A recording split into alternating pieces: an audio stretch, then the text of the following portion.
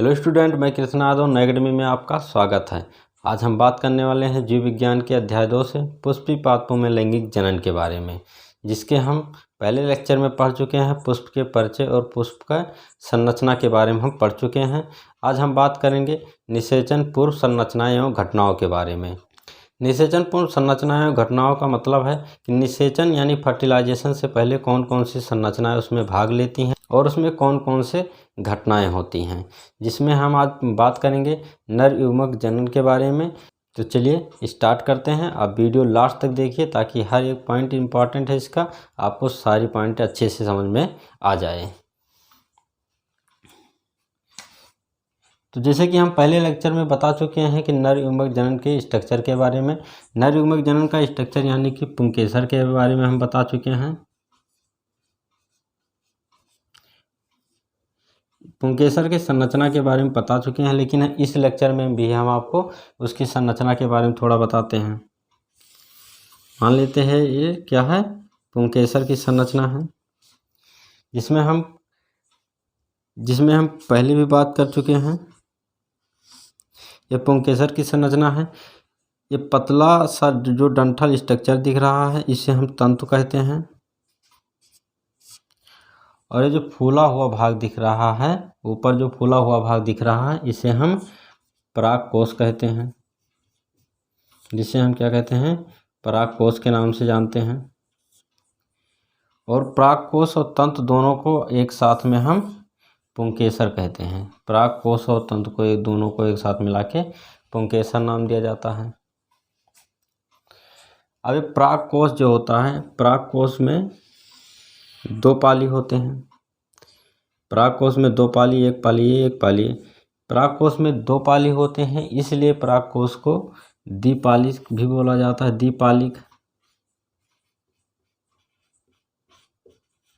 द्विपालिक कहा जाता है। और परागकोश के एक पाली में दो कोष्ठ होते हैं, यानी कि एक कोष्ठ परागकोश के एक पाली में दो कोष्ठ होते हैं, इसलिए इसे द्विकोष्ठी भी बोला जाता है।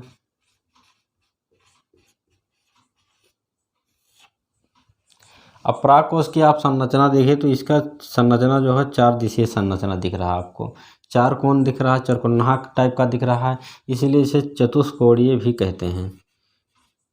चतुष्कोणीय संरचना भी बोला जाता है। चतुष्कोणीय संरचना।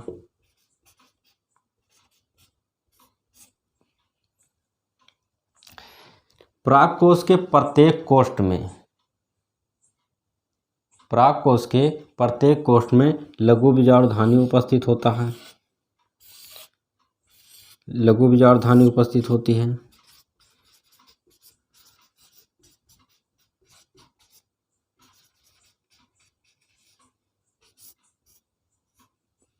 लघु बीजाणुधानी उपस्थित होती हैं। हम इस परागकोश के संरचना को हम इसे ट्रांसवर्स सेक्शन काटते हैं। मान लें कि हम ये क्या है, परागकोश है। अब इस परागकोश को हम यहाँ से कट करते हैं, और कट करने के बाद इसका हम ये वाला पोर्शन आपको दिखाते हैं। चलिए ये मान लेते हैं, यहाँ से परागकोश को कट किए, और कट करने के बाद हम ये संरचना जो है यहाँ पे बना के दिखाते हैं। कट करने के बाद ये संरचना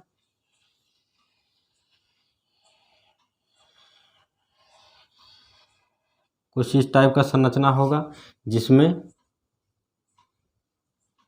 प्रत्येक कोष्ठ में इसके लघु बीजाणुधानी उपस्थित होगा।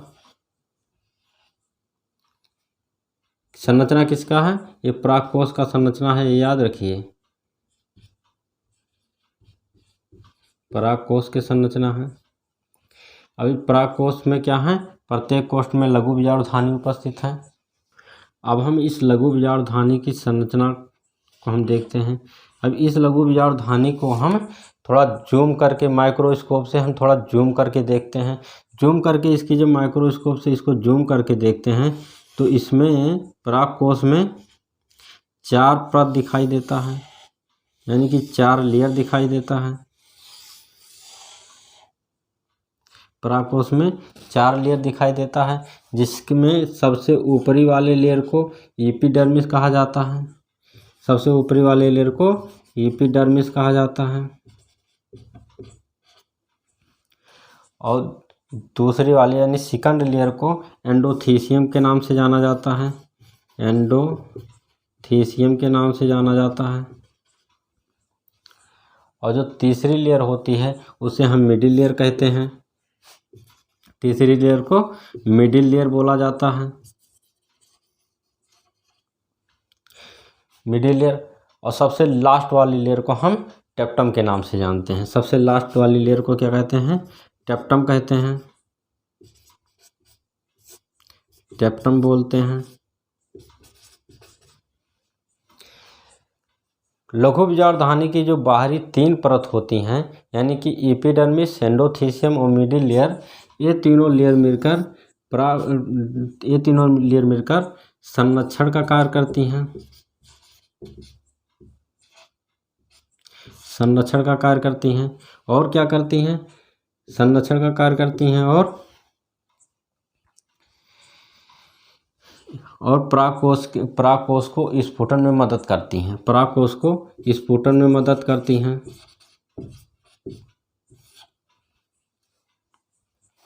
एक बार फिर से, लघु बीजाणुधानी की बाहरी जो 3 परतें होती हैं ये परागकोश के संरक्षण का कार्य करती हैं और परागकोश को स्फुटन में मदद करती हैं। और आखिरी जो चौथी लेयर है इसका टेप्टम। टेप्टम जो है ये परागकोश को पोषण देने का कार्य करता है। क्या कर? परागकोश को पोषण देता है। परागकोश को पोषण देता है। और टेप्टम में सबसे इम्पॉर्टेंट बात, टेप्टम में 1 से अधिक केंद्रक पाए जाते हैं। टेप्टम में 1 से अधिक केंद्रक पाया जाता है।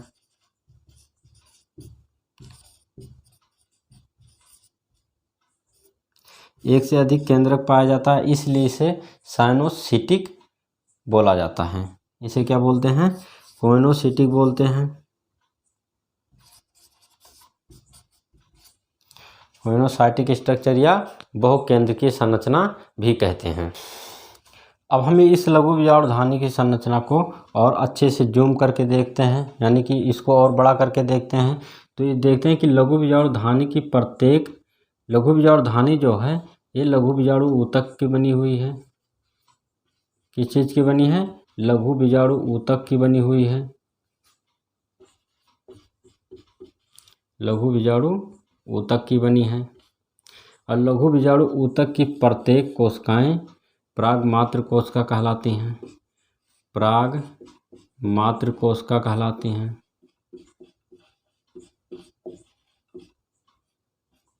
परागमात्र कोशिका कहलाती हैं।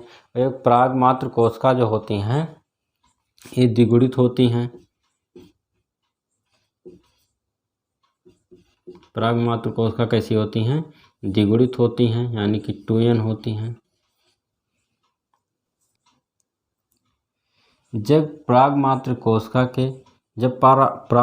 कोशिका में अर्धसूत्री विभाजन होता है। जब परागमात्र कोशिका में अर्धसूत्री विभाजन होता है। अर्धसूत्री विभाजन होने के बाद ये परागमात्र कोशिका 4 कोशिकाओं में बढ़ जाती हैं। 4 कोशिका बनाती हैं। इन चारों कोशिकाओं को एक साथ में लघु बीजाणु चतुष्ट कहते हैं। इन चारों कोशिकाओं को एक साथ में लघु बीजाणु चतुष्ट कहा जाता है। लघु बीजाणु चतुष्ट कहते हैं।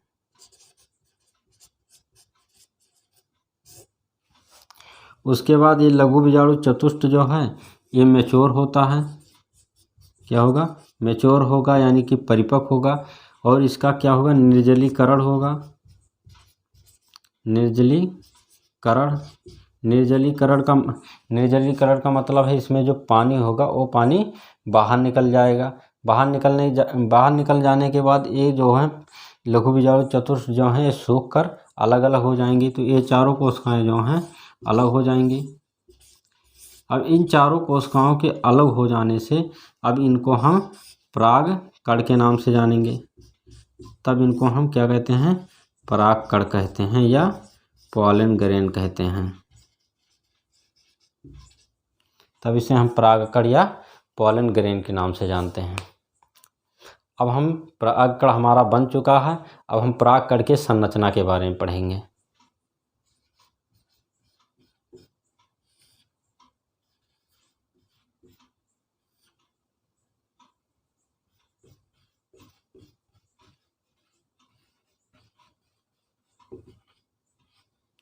परागकण या पॉलन ग्रेन, अब हम इसके संरचना के बारे में पढ़ते हैं। आप संरचना पढ़ने से पहले एक बात और भी बता देते हैं इसमें कि परागकण जो है यही क्या है, नर युग्मक है हमारा।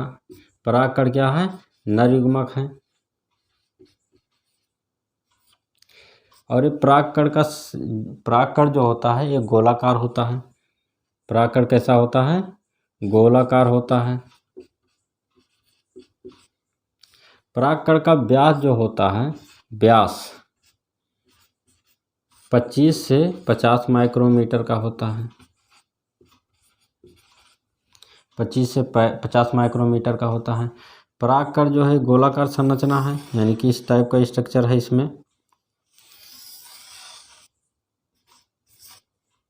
और इसकी बाहरी लेयर जो होती है ये थिक यानी कि मोटी होती है। बाहर वाली परत मोटी होती है और इस पर स्पोरोपोलिनिन की एक परत होती है बाहर वाले लेयर पर। एक किसकी संरचना है, परागकण की संरचना है। और परागकण की बाहर वाले परत को, परागकण के बाहर वाले परत को इक्जाइन कहते हैं। क्या कहते हैं, इक्जाइन कहते हैं। पराग के बाहर वाले परत को इक्जाइन कहते हैं। इक्जाइन जो है स्पोरोपोलिनिन की बनी होती है। और ये क्या करते हैं, स्पोरोपोलिनिन के बनी होती है। और ये स्पोरोपोलिनिन जो होता है और ताप से संरक्षित होता है। अम्ल और ताप से संरक्षित होता है।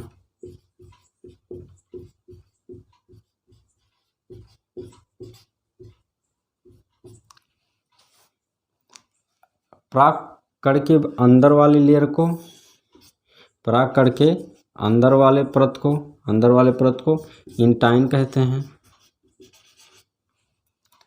इंटाइन जो है ये पेक्टोसेल्यूलोज की बनी होती है। इंटाइन किसकी बनी होती है, पेक्टोसेल्यूलोज की बनी होती है।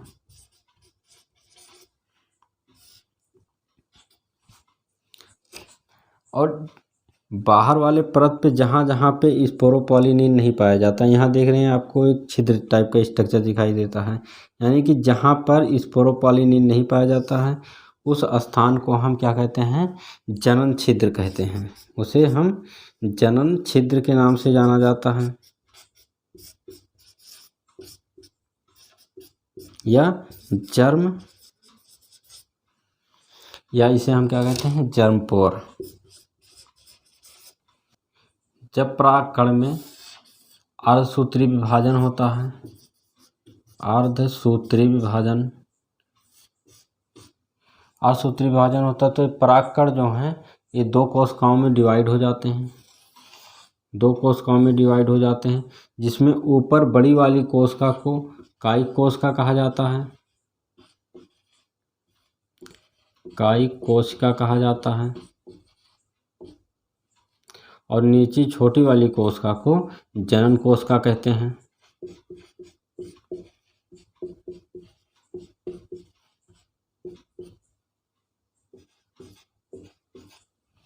जनन कोशिका कहते हैं। 60% से अधिक पौधों में परागकण के 2 सेल स्टेज में ही परागकण जो होता है स्फुटन हो जाता है, यानी कि ये गिर जाता है। 60% से अधिक पौधों में 2 सेल स्टेज पर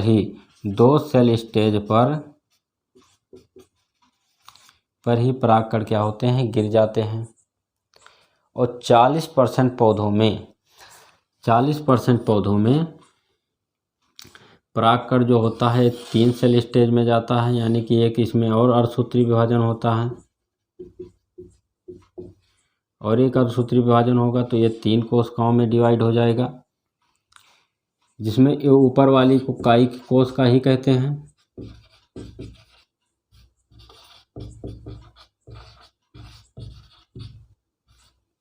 और इन नीचे वाले दोनों सेल कोशिका को, नीचे वाली दोनों कोशिका को हम फिर नर युग्मक कहते हैं। क्या कहते हैं? नर युग्मक या मेल गैमीट कहा जाता है। अब हम बात करते हैं परागकण के जीवन क्षमता के बारे में। परागकण की जीवन क्षमता के बारे में, कुछ पौधों की जीवन क्षमता, जैसे अनाज में धान, गेहूँ, अनाज की पालन ग्रहण की जीवन क्षमता, अनाज जैसे धान और गेहूँ। धान गेहूँ के पालन ग्रहण की जीवन क्षमता जो होती है मात्र 30 मिनट की होती है। कितने मिनट की होती है? मात्र 30 मिनट की जीवन क्षमता होती है। 30 मिनट के बाद ये खराब हो जाता है। और जैसे गुलाब हो गया, लिगोमिनेसी हो गया, लिगोमिनेसी हो गया, लिगोमिनेसी और सोलेनेसी, और क्या है? सोलिनेसी।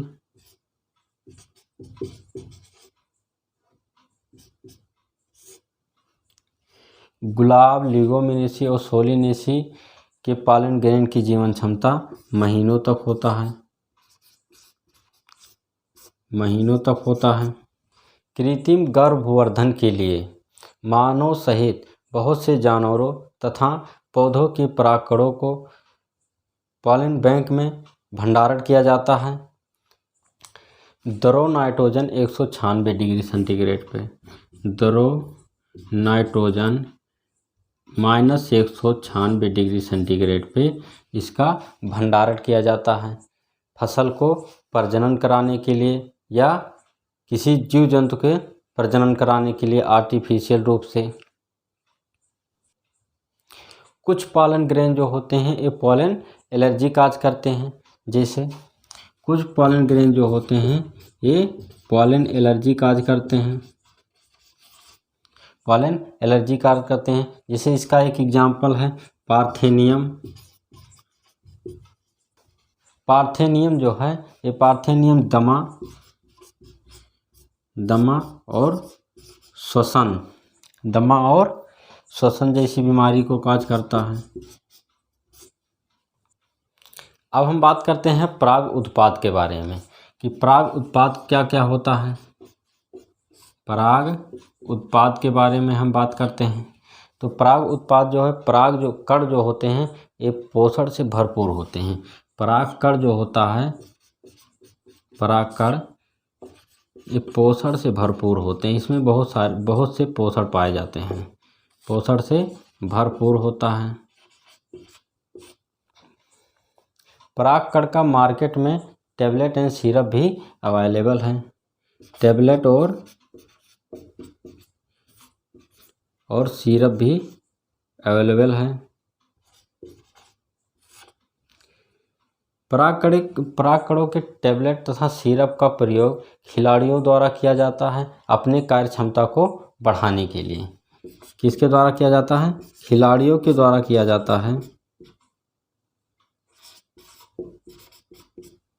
अपने कार्य क्षमता को बढ़ाने के लिए। उम्मीद करता हूं कि सारी बातें बहुत अच्छे से समझ में आएंगी। अगर कोई डाउट है तो कमेंट में पूछ सकते हैं। और इसका पहला भाग अगर आपने नहीं देखा है तो डिस्क्रिप्शन में लिंक दिया हुआ है, वहां से आप जाके देख सकते हैं। Thank you for watching video. Best of.